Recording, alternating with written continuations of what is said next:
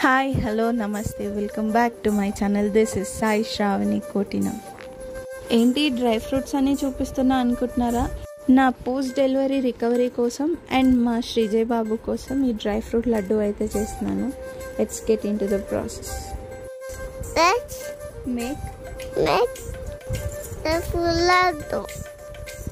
ఈ లడ్డులో స్వీట్నెస్ కోసం అయితే ఎండు ఖర్జూరం అండ్ కిస్మిస్ రెండు వాడుకున్నాను. ఇంకా స్వీట్ ఎక్కువ కావాలనుకుంటే హనీ కూడా యాడ్ చేసుకోవచ్చు.